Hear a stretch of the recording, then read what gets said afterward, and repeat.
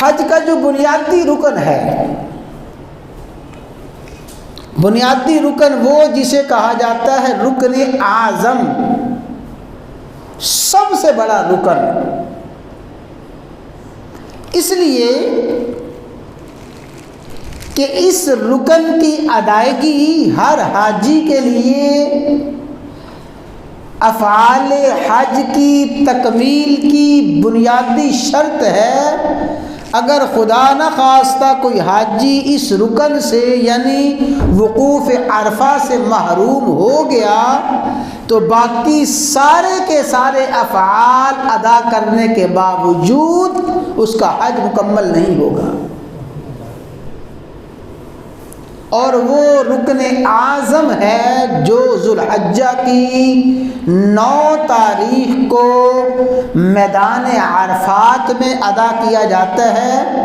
ذوالحجہ کی 9 تاریخ کو چونکہ میدان عرفات میں وقوف ہے، وقوف عرفہ، وہ وقوف عرفہ بھی ہے، میدان عرفات بھی ہے، اسی مناسبت سے اس دن کو بھی یوم عرفہ کہا جاتا ہے۔ عرفات، علماء نے لکھا کہ میدان عرفات کو میدان عرفات کہنے کی مختلف وجوہات میں ایک وجہ یہ بھی ہے کہ جبرائیل امین علیہ السلام سیدنا ابراہیم خلیل اللہ علیہ السلام کو بِإِذْنِ ربی اور بِإِذْنِ الہی حج کے افعال بتا رہے ہیں، مناسک حج کی تعلیم دے رہے ہیں۔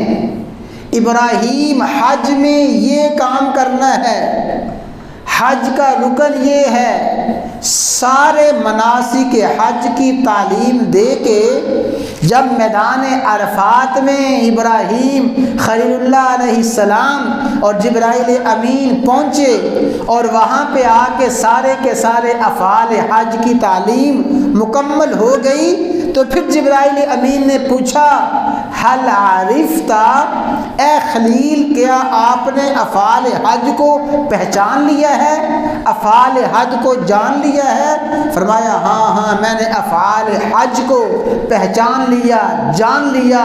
وہ جو عرفتہ جبرائیل امین نے عرض کیا تھا اسی عرفتہ کی مناسبت سے اس میدان کو میدان عرفات کہا گیا۔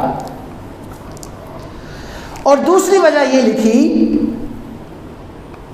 کہ ہمارے جد امجد، پوری انسانیت کے باپ، ابو الانبیاء، ابو البشر سیدنا آدم علیہ السلام کو اللہ تعالیٰ نے سرزمین ہند میں اتارا۔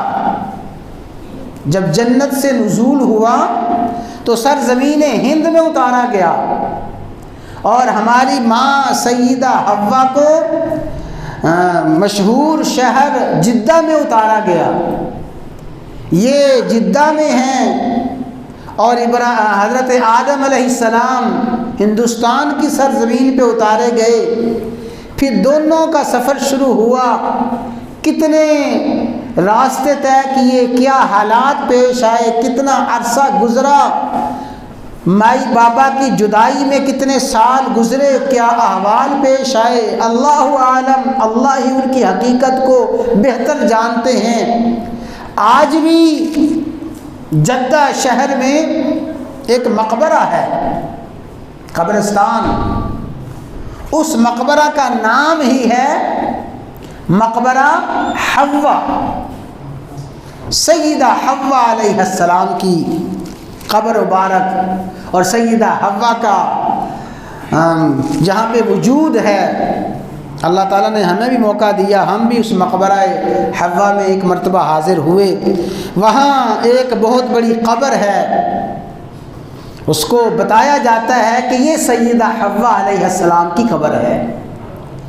تو وہ جدہ میں ہیں، ان کے خاوند سرزمین ہند میں ہیں۔ دونوں چلے، کیسے سفر طے ہوا، کتنا راستہ اور کتنا سال اور کتنا عرصہ گزرا۔ چلتے چلتے دونوں کی سب سے پہلی زمین پہ جو ملاقات ہوئی اور دونوں نے ایک دوسرے کو پہچانا تو یہی مقام تھا عرفات۔ میدان عرفات میں ہمارے مائی بابا کی ملاقات ہوئی، دونوں نے ایک دوسرے کو پھر پہچانا، پھر حال احوال دریافت کیا۔ اسی مناسبت سے علماء نے فرمایا کہ اس میدان کو میدان عرفات کہا جاتا ہے۔ اور تیسری وجہ یہ لکھی